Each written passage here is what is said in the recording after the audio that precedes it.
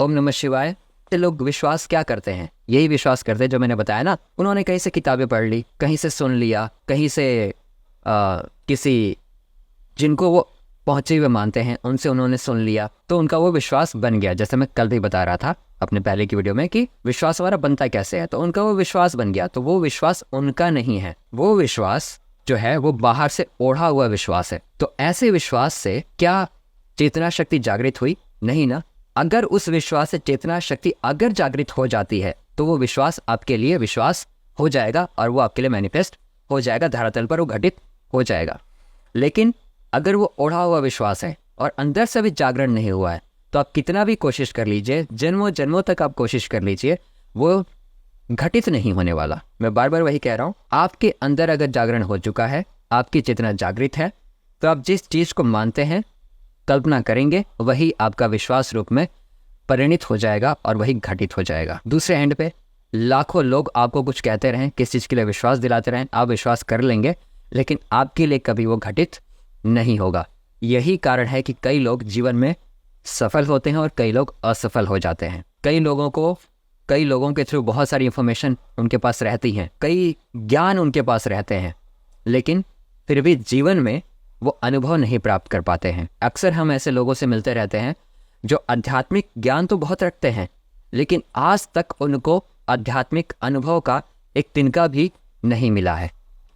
कारण यही है कि वो ओढ़े हुए विश्वास पे चल रहे हैं। कुछ लोगों ने कुछ उनको बता दिया, बस उस विश्वास को लेके वो चल रहे हैं, अंदर से वो जागरण हुआ नहीं। और जो रियल गुरु होते हैं वो करते क्या हैं? रियल गुरु आपको कोई विश्वास नहीं देते हैं। ध्यान से सुनिएगा इस पॉइंट को। जो रियल गुरु होते हैं वो अपना विश्वास आपके ऊपर कभी भी आरोपित नहीं करते, आपके ऊपर कभी भी थोपते नहीं हैं। वो जस्ट आपको कुछ चीज़ों के लिए ट्रिगर करते चले जाते हैं और आपका अपना अंदर से विश्वास जागृत होना शुरू हो जाता है, जिसको हम कह सकते हैं कि आधारभूत है उस आत्मशक्ति, उस चेतना का जागरण का। तो अगर कोई रियल में गुरु होते हैं तो वो इस तरह ही वर्क करते हैं कि वो अपना विश्वास कभी भी किसी पे आरोपित नहीं करते। वो ये प्रेरित करते हैं कि आपके अंदर वो जागरण हो पाए, जिसके बाद आप अपना विश्वास बना पाते हैं और उस अपने बनाए हुए विश्वास पर अपनी सृष्टि रच पाते हैं। लेकिन ये जो मैंने अभी बात बोली, इसी बात को लेके काफ़ी लोग एक तरह से खिन्न हो सकते हैं, मतलब कि इरिटेट हो सकते हैं। क्यों?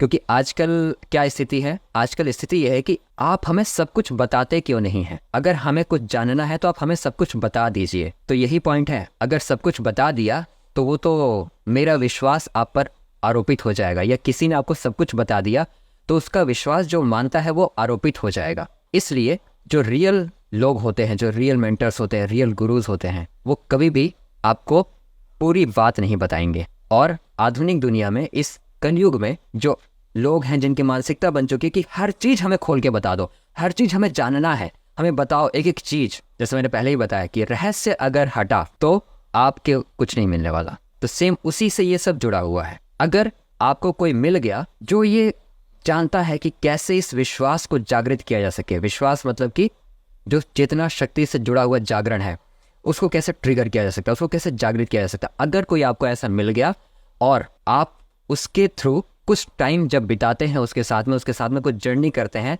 तो उस जर्नी में ही वो कई ऐसे काम आपके साथ कर देता है जो आपके अंदर उस चेतना शक्ति को जागरण के लिए ट्रिगर मिल जाता है। बस जब वो ट्रिगर मिलता है तब आपको ज़्यादा कुछ समझने की, सीखने की आवश्यकता नहीं हो जाती है। आपको पता चल जाता है कि चीज़ें हो कैसे रही हैं, और तब आपके अंदर जब विश्वास पनपता है, वही है असली विश्वास, वही है असली फेथ। ये है रियल फेथ। ये एक्चुअल में अंधभक्ति नहीं है, ये है रियल फेथ। जब ये हो जाए तब आप समझिए कि आपके अंदर विश्वास का जागरण हो चुका है। उससे पहले सभी की सभी चीज़ें सिर्फ और सिर्फ फैंटेसीज है और कुछ नहीं। तो मेरी पूरी उम्मीद है कि आप फैंटेसीज को और फेथ को, जो भी विश्वास है, इन सब को भली भांति समझने की कोशिश करेंगे। हालांकि इसको समझा जा नहीं सकता, क्योंकि मेन चीज़ वही है, समझने के लिए भी वो जागरण जरूरी है, और उस जागरण के लिए किसी ऐसे सोर्स से आपको कनेक्ट जरूर होना पड़ता है जिसका ये जागरण है और जो इस राह पर थोड़ा बहुत चल पा रहा है। तब जब आपको ये अनुभव मिलता है ना, तब आप देखेंगे कि क्या बात है। और उसके बाद ऐसी स्थिति एक आती जरूर है कि आप ये लोगों को एक्सप्लेन नहीं कर पाएंगे कि होता कैसे है। और लोग आपसे जब पूछेंगे और आप जब कुछ चीज़ों को रहस्य रखना चाहेंगे तो लोग आप पे इरिटेट होंगे। तब आपको बड़ी हंसी आएगी कि अगर आपने भेद खोला तो सीख नहीं पाएंगे, और नहीं खोला तो ही तो सीख पाएंगे, और नहीं खोला तो इरिटेट होंगे आपसे। तो ये बड़ी ही एक तरह से कह सकते हैं ना कि जलेबी है जो घूमी हुई है चारों तरफ, और इसको पकड़ने का एक ही तरीका है, वो है स्वयं के अंदर मुड़ के अपने अस्तित्व को जागरण की तरफ मोड़ना। बस वही एक चीज़ है। अन्यथा इसके अलावा इस पूरे यूनिवर्स में विश्वास अविश्वास, जैसे मैंने कल ही बताया था, ऐसे ही कुछ नहीं है। आज किसी चीज़ को लेके कोई विश्वास हो सकता है, कल उसके लिए अविश्वास हो सकता है, ऐसा कुछ नहीं है। एक ही चीज़ है जो पॉइंट है, जो की पॉइंट है जो मैं बता रहा हूँ, वो है आत्मशक्ति का, उस चेतना का, आत्मिक चेतना का जागरण करना, उसको जागृत करना। उसके लिए ही सारे प्रयास आप कर लीजिए।